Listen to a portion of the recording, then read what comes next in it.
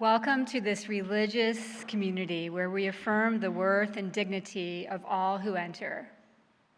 We gather in community, understanding we are all sacred beings, diverse in culture, experience, identity, and theology.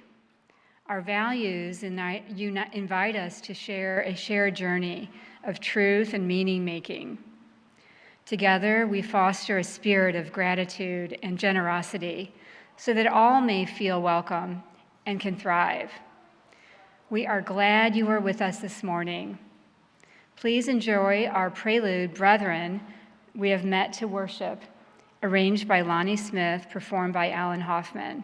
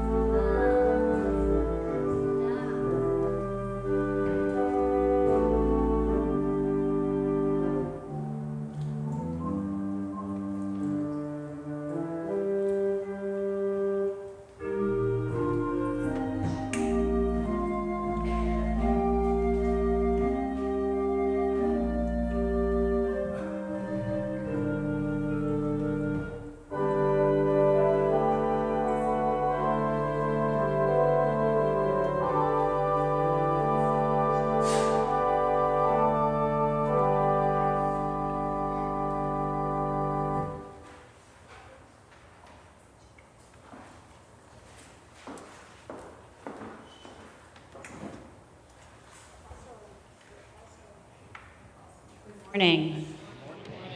I am the Reverend Kim Mason. I use she, her pronouns, and I serve this congregation as lead minister. Our theme for the month of September is Building Belonging. Our opening words come from the Reverend Dr. David Breeden. Welcome, friends, newcomers, old-timers, seekers, skeptics, saints of habit and rebels of the heart. Here we gather, not because we think the same, but because we choose to journey together. Belonging is not something given. It is something we build with open hands and open hearts.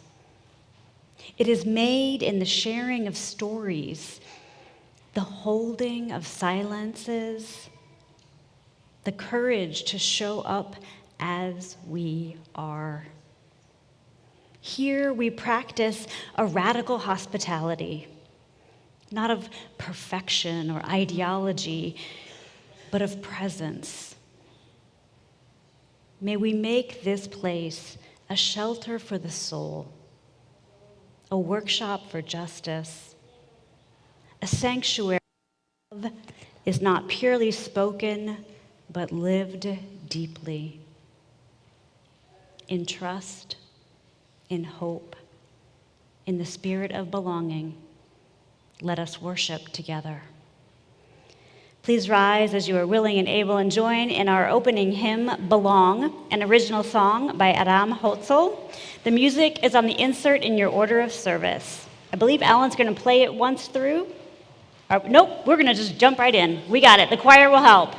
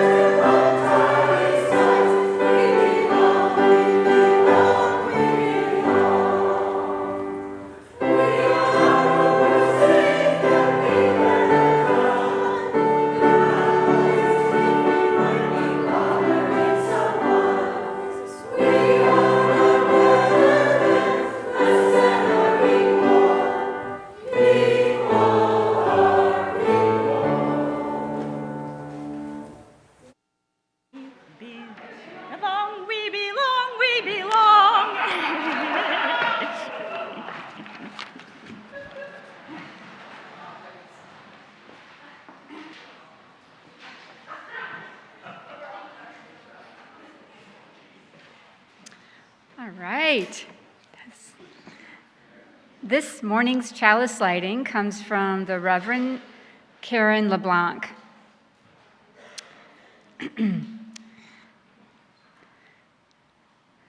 This isn't just a place of worship. This isn't just a fellowship of like minds. This isn't just a Sunday morning filled with spirit and topped off with coffee and cookies and donuts. That was in there, yes. This is our church, our congregation, where we are building beloved community, where we are opening ourselves to each other, where we trust and love, rise and fall together. This is where we feel safe. This is where we know we are welcomed. This is where we belong. For this gift and so many others, we light our chalice.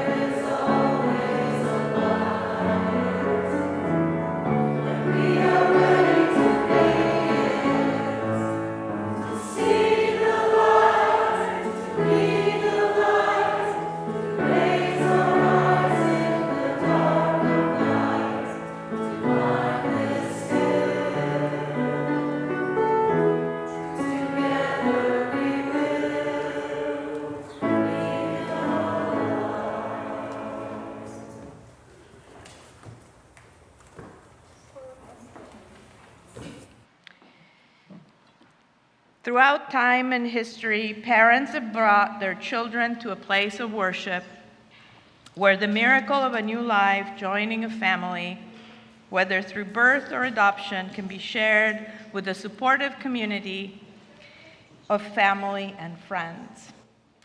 Today, moved by a sense of belonging and mindful of responsibilities of parenthood, Bethany Miskanen and Mitch Krause and Jess and Mish Green have chosen to dedicate their children in the circle of this church. The ceremony of dedication is performed in the presence of the congregation to declare that all of us, parents, friends, relatives, members, are responsible for the teaching and nurturing of these children. I now invite Jess and Mish Green, Bethany Miskanen, and Mitch Krause, and their family, Jan and David Miskanen and Holly and Jim Krause, to come forward with their children. I also invite all the children of this congregation to join us up right in the front pew.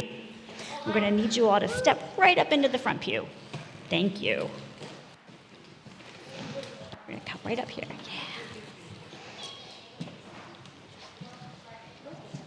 Perfect.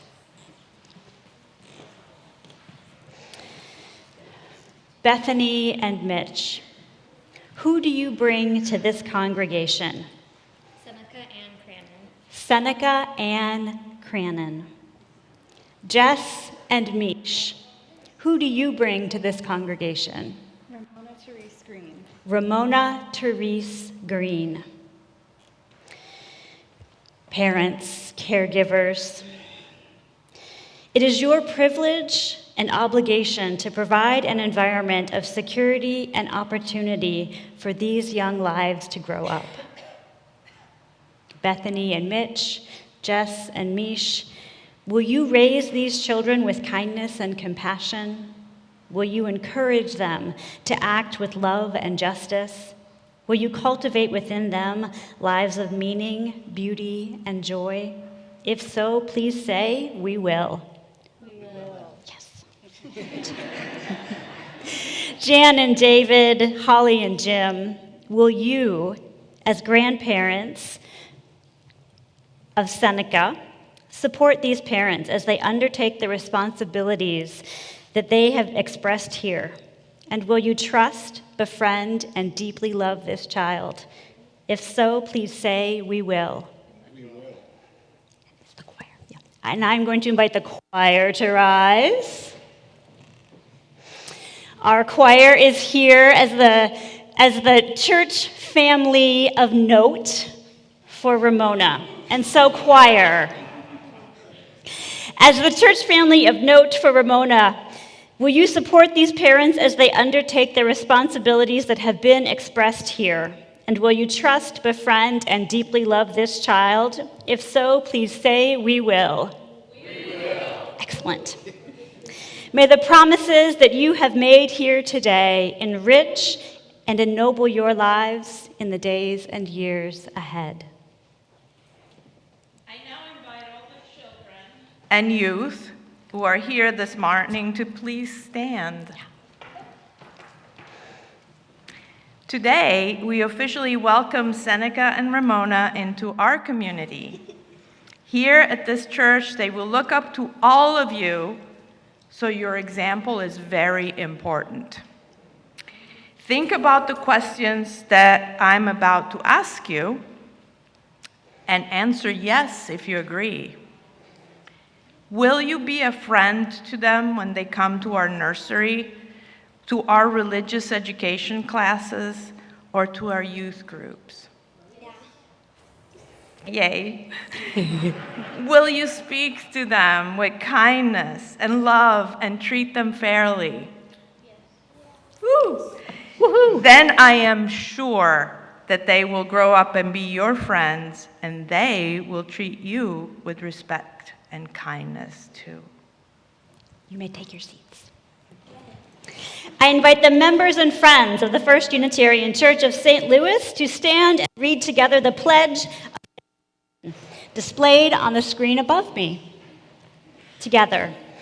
For the gift of childhood, whose innocence, laughter, and curiosity bring hope, joy, and new understanding into our lives, we lift thankful hearts. We welcome Seneca and Ramona into this spiritual community and extend to their parents and caregivers our love and support in the joys and challenges of caregiving. As these children grow, we will share with them our insights, our values, and our dreams, so that they may enjoy the rich benefits of our spiritual heritage. You may be seated. In the act of dedication, we include a blessing with water, not to wash away of sin, but as a sign of our common heritage. Water is life. And this water this morning is symbolic of our congregation, coming from our annual water communion service just last week. Don't worry, I sanitized it. Okay. All right. Seneca, will you come to me? Hi. Good morning. Hi. Look back here. What do we got? You see this? Hi. All right. I'm going to dip it in some water.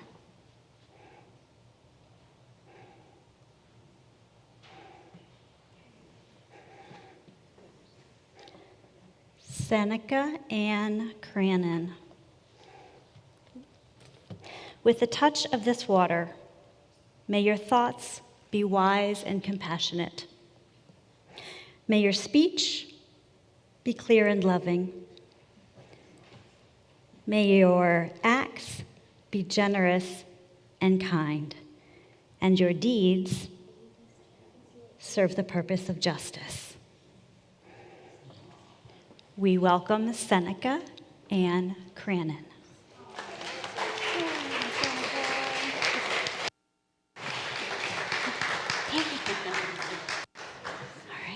Hi, Miss Ramona. Hi. See what I got? What do you think? You're a little uncertain? It's okay. Ramona Therese Green. With this water, may your thoughts be wise and compassionate. May your speech be clear and loving. May your acts be generous and kind. May your deeds serve the cause of justice. Welcome, Ramona Therese Green.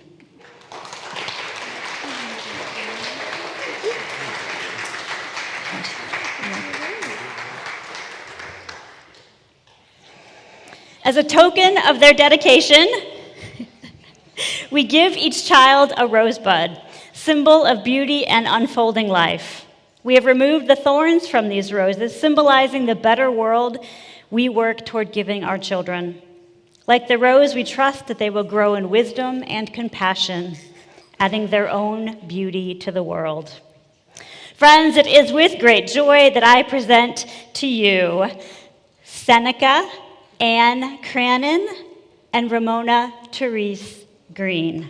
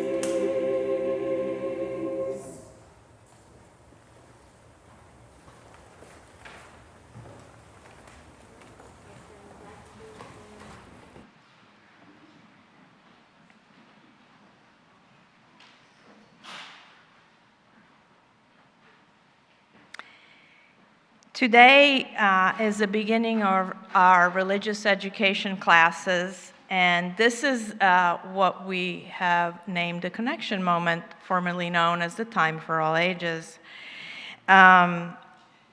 So this connection moment today is about connecting with the teachers. These volunteers carry the sacred privilege and responsibility of journeying beside the children and teenagers in our church, quite literally shaping the future of our faith.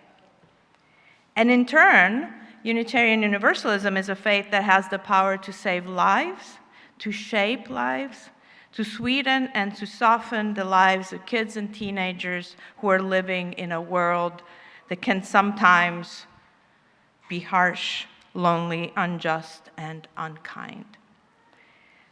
Let their religious education classes be a constant, a comfort, a community for these kids, a place that holds them in love and gives them strength as they navigate their complicated lives in this complicated world. So, adults who are serving as classroom volunteers or youth advisors, will you please stand or raise your hand if standing is uncomfortable? You don't have to be teaching today. There you go. We're going to have you in the spotlight for a minute, so get comfortable. Children, parents, and all other adults of the congregation, we're going to shower these teachers with some of the intangible gifts that they will need to bring on the journey that is ahead. Can you think of what they might need? Anyone? Patience, yes, I'm sure they'll need that. Creativity, yes. What else? Understanding, humor. Curiosity. So teachers, will you reach out your hands like this to catch some of the blessings?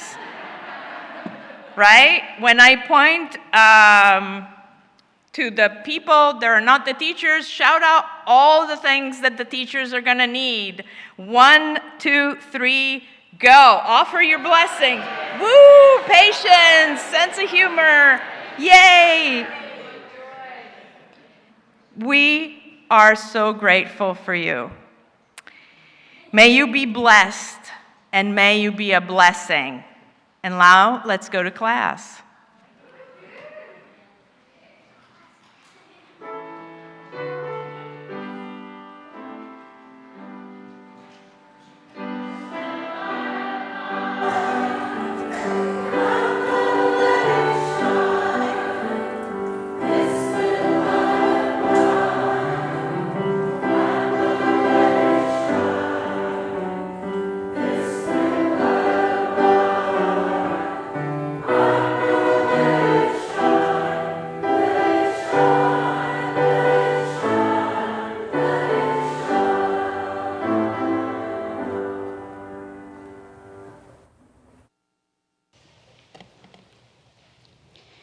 Each week, we bring our joys and celebrations, sorrows and concerns with us to this community.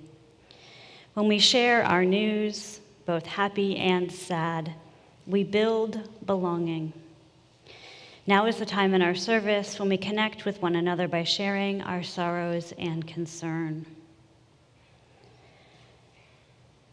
This week, we decry the rise of political violence in our nation, and we despair at the acts of killing in the name of hate. In our congregation, we mourn 47 school shootings this year, and we pray that all people may be safe. And we worry about our health and becoming more medically fragile each year. We hold these concerns with tenderness and compassion. May they be lighter because they are shared. As a community, we also share our joys and celebrations with one another. We celebrate with Noemi Balaz, the minister of our Transylvanian partner church, and her husband Sambor on the birth of their first child, Zente. Woo! In our congregation, Rachel Webb and Jim Wagner celebrate 18 years of marriage. Congratulations. And we share the joy of meeting new friends at the community garden and bringing home food and flowers. We lift these joys with gladness and celebration. May they be magnified because they are shared. With many joys and concerns remaining unspoken in our hearts and minds, please join me in a spirit of prayer and mindful attention with words from the Reverend Cameron Trimble. Spirit of life and love, holy within and among us, root us in belonging so deep we cannot fall alone. Strip away the illusion of separateness. Reteach us reverence. Awaken in us a sense of kinship so wide it undoes every wall. Spirit of life, great mystery, where our culture has made us consumers, let us be caretakers. Where our grief has made us numb, let us be tender. And where despair whispers that nothing can change, remind us that the great turning always begins in the heart. Spirit of love, sacred source, may we move from me to we, not as a slogan, but as a sacred return to who we really are. May it be so. Amen, and blessed be.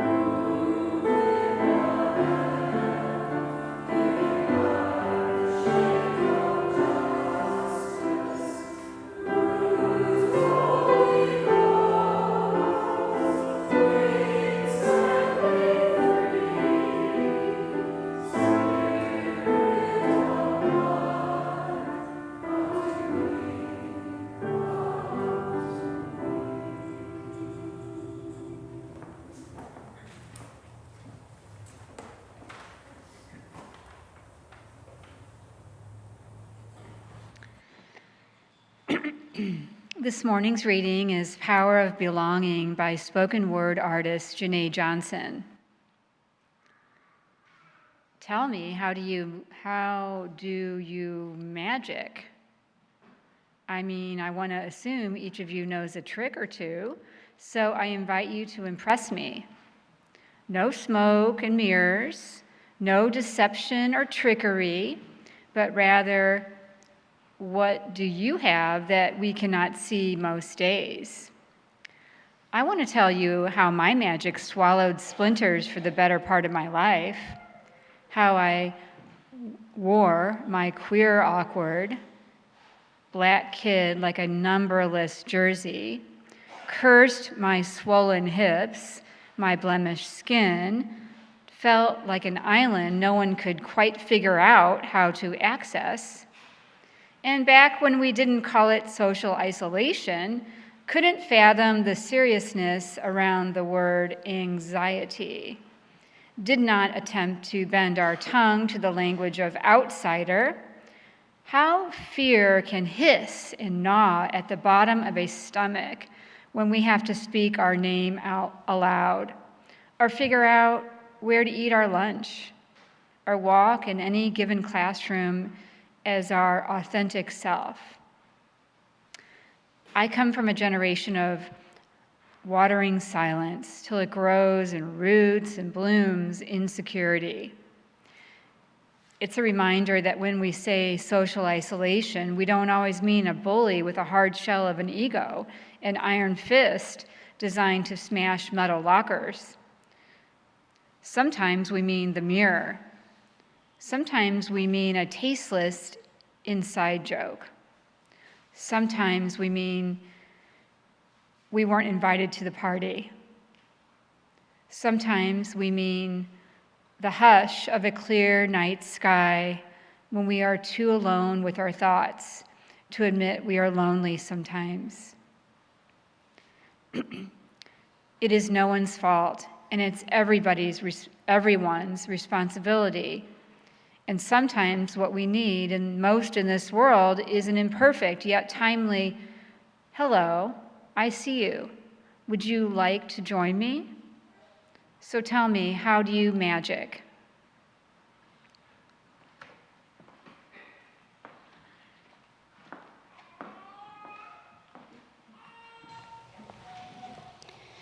The First Unitarian Church of St. Louis strives to be a welcoming congregation, inspiring lives of loving kindness and integrity by nurturing spirituality, building community, and advancing justice. Your contributions support the mission and ministry of this congregation in the St. Louis region and beyond. This morning's offering will now be received.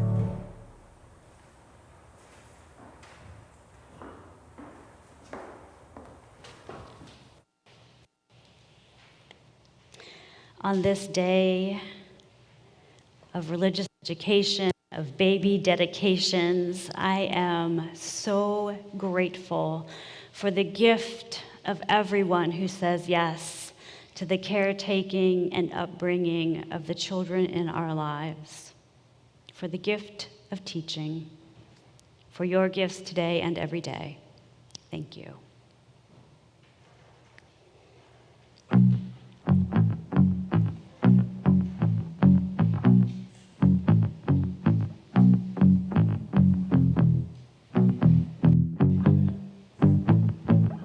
I like digging holes and hiding things inside them. When I grow old, I hope I won't forget to find them. 'Cause I've got memories and travel like gypsies in the night.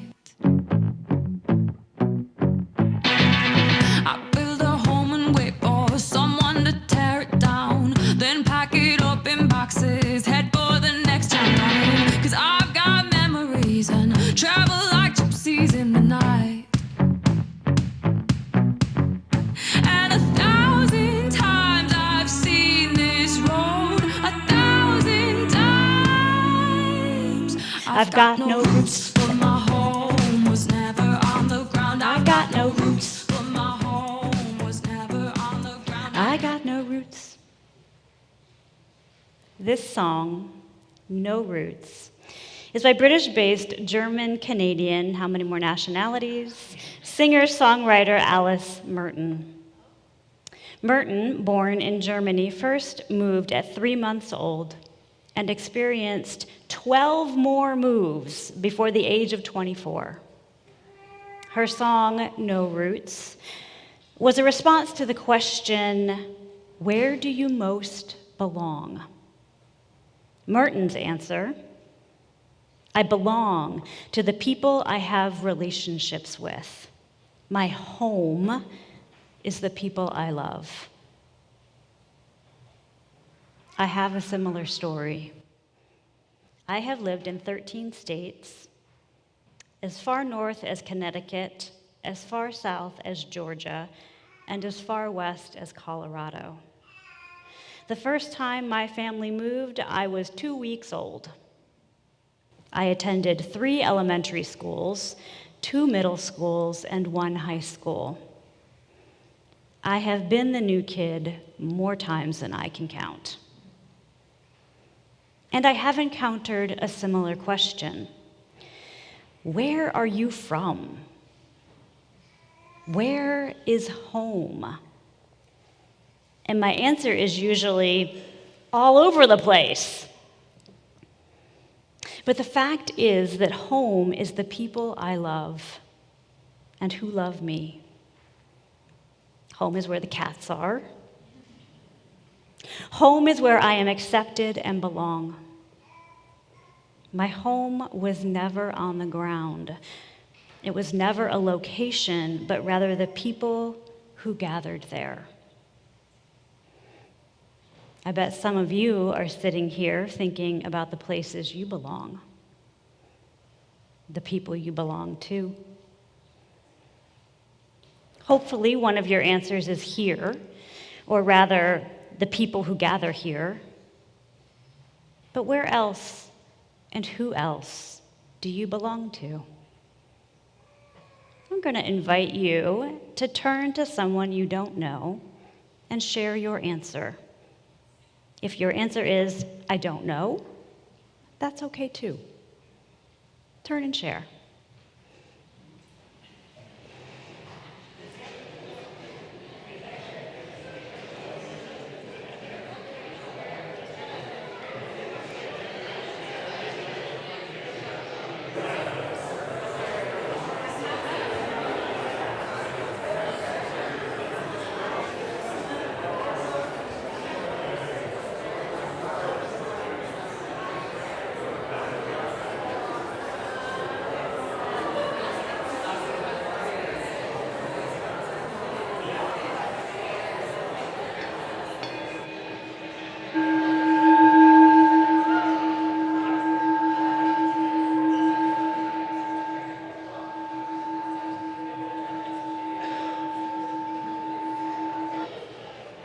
I'm going to remember that trick the next time I'm stumped for a sermon topic.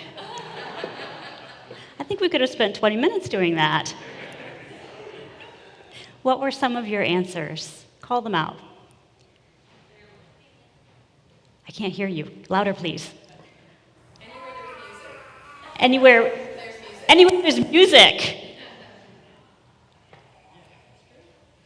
School. Library. Like-minded people. Family. Hawaii. The Y. The YMCA. YMCA. A club.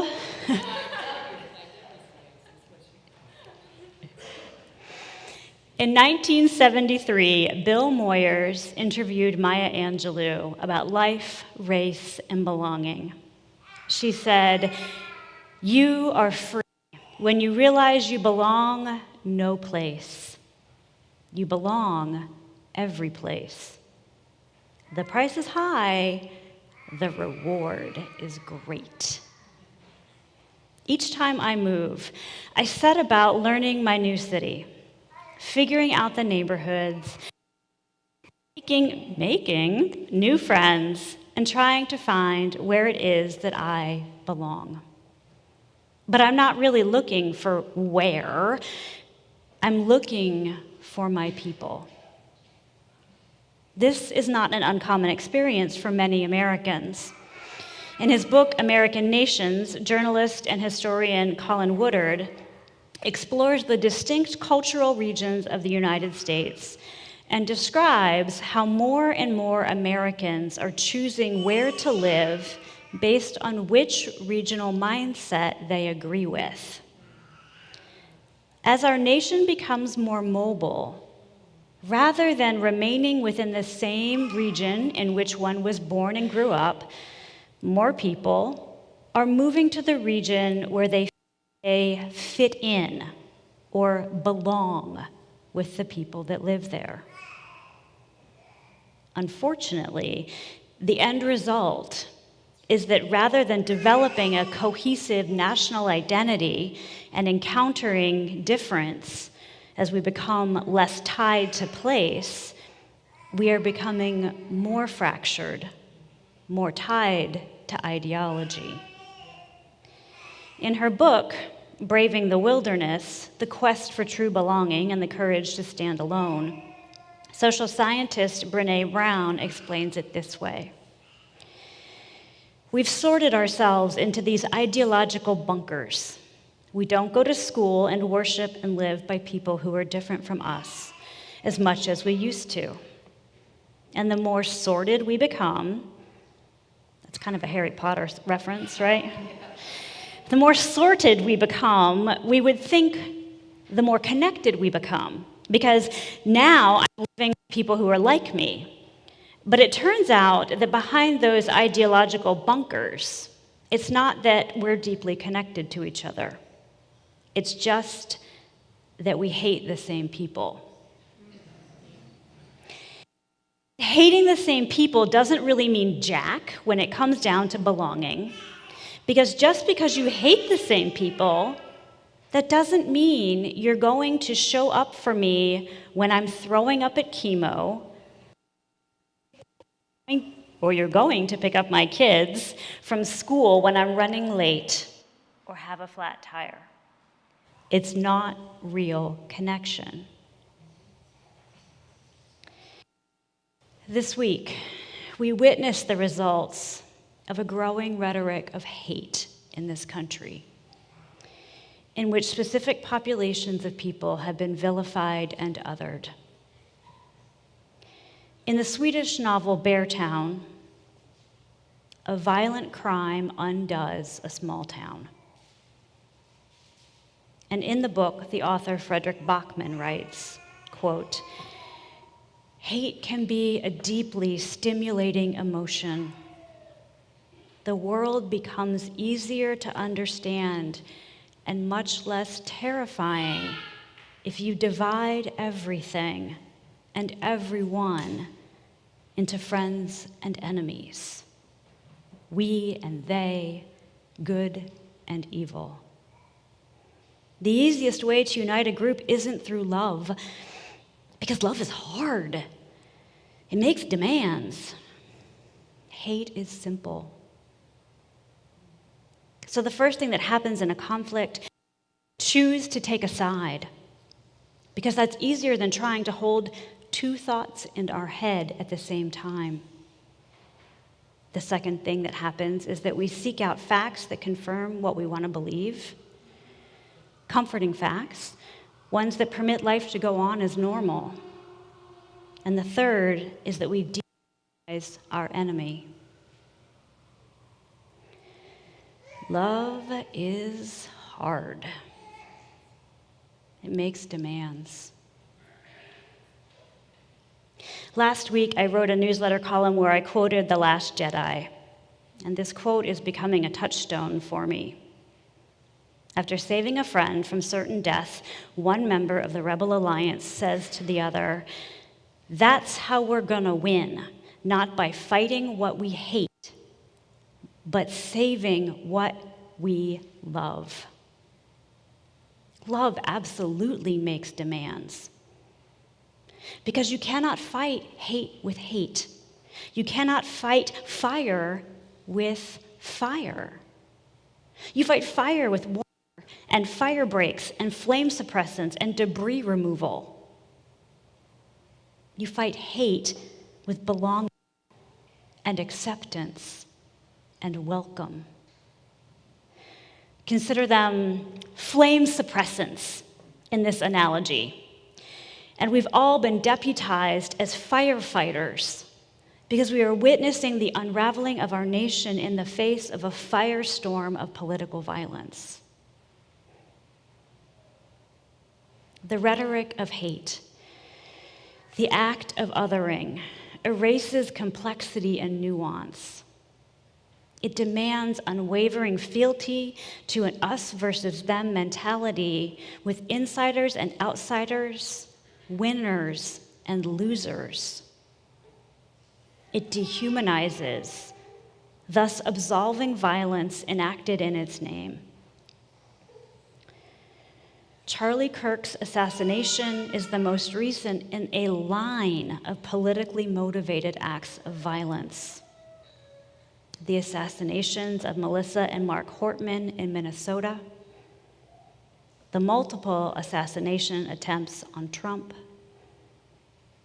the fire at Pennsylvania Governor Josh Shapiro's house, the attack on the CDC, and even further back, the attack on Paul Pelosi and his home, the January 6th attack on the U.S. Capitol, the attack on the family of U.S. District Judge Esther Salas, the attempted kidnapping of Michigan Governor Gretchen Whitmer, the shooting of U.S. Congresswoman Gabby Giffords. So many of these attacks have been explained away. And in some cases, the guilty were pardoned of their crimes. However, the thing Woodward found in his research for American nations was that, quote, insistence on conformity, cultural, religious, or otherwise, was self-defeating, causing strife and undermining trade and business. It is self-defeating because it creates a mindset of right and wrong rather than understanding and acceptance. Winners and losers and hard feelings rather than common experience and community goals. When the rhetoric of hate and othering is the language of the day, the way we survive is by saving what we love, by creating communities of belonging and acceptance and diversity, where we can say, hello, I see you. Would you like to join me? Where we can be curious about each other's differences and recognize one another's humanity. John Powell, author of Belonging Without Othering, says, quote, belonging is an aspiration that we are deeply connected to each other, which says that every human being counts, that every human being deserves dignity, to participate in the co-creation of their life, bar none. When people don't belong, what we are actually saying is they aren't accorded full dignity. The magic of belonging is that not only do you belong, but everyone else belongs as well. Because our UU faith asserts that we all have, each and every one of us, worth and dignity, even for the people we disagree with. We may belong to different social organizations or religious traditions or even school alumni groups. but we are fundamentally human and deeply connected with each other and the planet. We have social differences, says Powell. Quote, whether they are artificial or real, we live them. We also have conflicts at the individual and group level, political, cultural, religious. Not just individuals, but groups. We have different interests.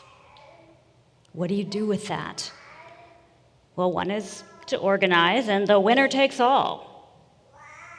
But that's not working very well. The country is evenly split. It used to be you could disagree without the person you oppose being seen as an enemy of the state or a threat to your existence.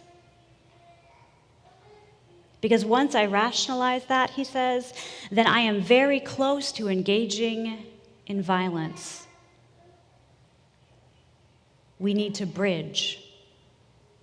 What bridging says is that without agreeing with the other person, without even inviting them to dinner, I can at least acknowledge their humanity.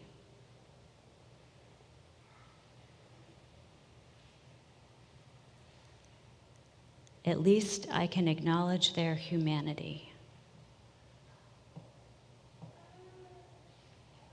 That's the thing, isn't it? How do we know we're home? Where do we belong? It's the place where our full humanity is acknowledged. It's where dialogue leads to understanding.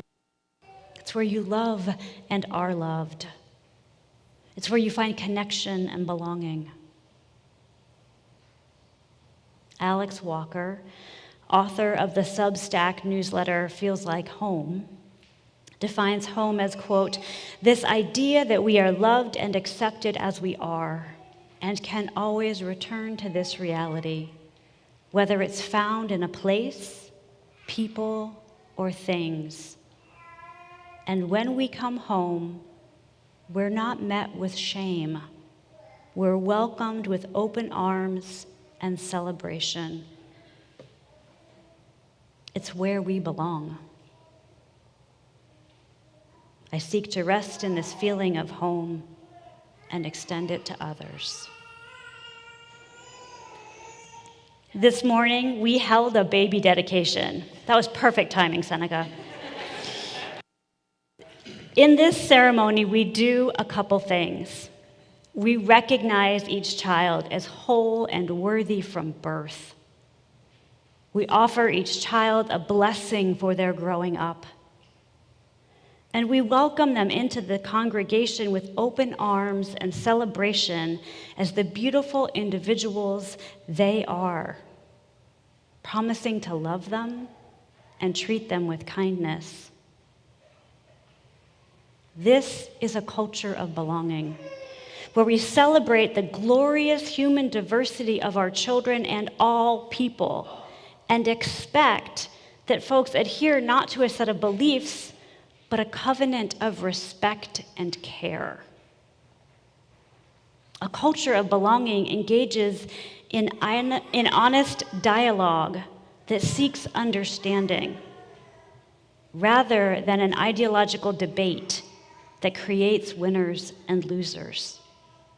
A culture of belonging embraces difference as a reflection of our beautiful humanity, rather than a signal of weakness.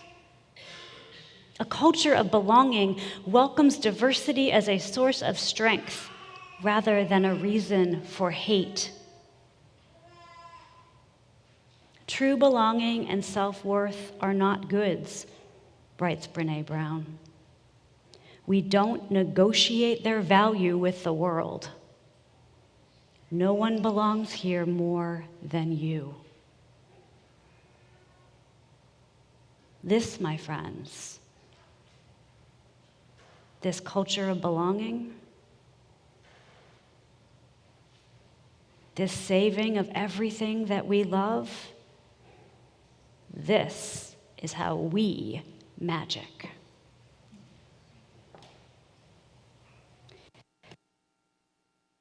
Our closing hymn, number 323, Break Not the Circle. Please join as you are willing and able.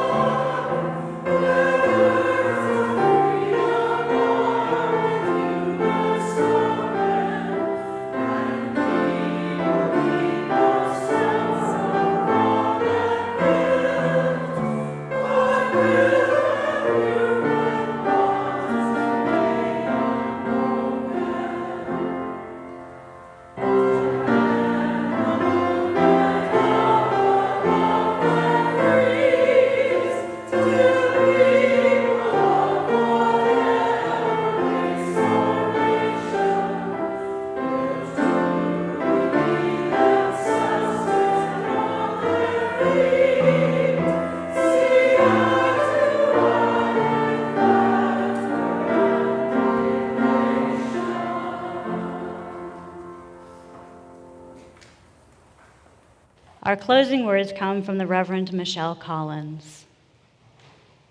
As we leave this sacred hour, may the welcome we received become the welcome we extend. Let us meet the world with open hearts, open hands, and the audacity to build spaces where every soul feels at home. Amen. Blessed be, and go in peace. Please stay for the postlude, and then at its conclusion, as your final act of worship, please turn and greet your neighbor.